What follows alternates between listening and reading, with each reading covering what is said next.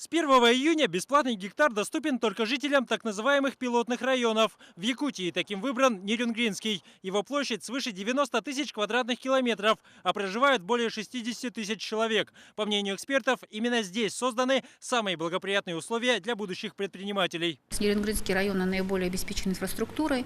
Помимо обычных дорог у нас есть и автомобильных дорог, есть еще и железная дорога подведена к Нерюнгри.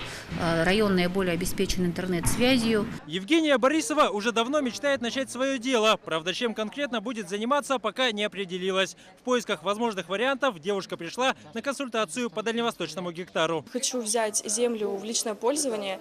И если сейчас мне все понравится, то, наверное, оформлю себе земельный участок возле поселка Беркакита, так как проживаю там. В первый день действия нового закона в Якутии подана всего одна заявка. Специалисты уверены, в ближайшее время их будет гораздо больше. А это непременно повлечет за собой рост потребления электричества. Энергетики Якутии такому увеличению даже рады. Имеющихся мощностей хватает с избытком. Ни один гектар там не тянет мегаватт.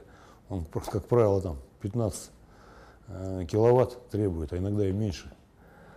Так что мы поддержим любые начинания. На начальном этапе в Якутии под раздачу попали 1104 гектара. Когда закон заработает в полную силу, в самом большом регионе страны желающим станут доступны свыше 100 миллионов участков. Это около трети от общей площади республики. Это все-таки, получается, территория 2 Франций, 3 Японий и так далее. На этой территории можно разместить порядка 72% населения Российской Федерации.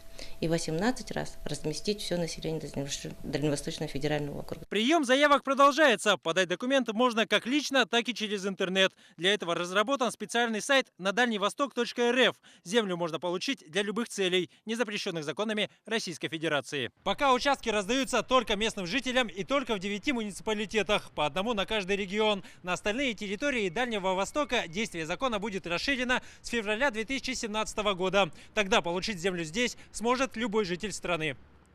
Дмитрий Макаров, Леонид Иванов, Александр Князев и Ларион Федоров. Вести. Якутия.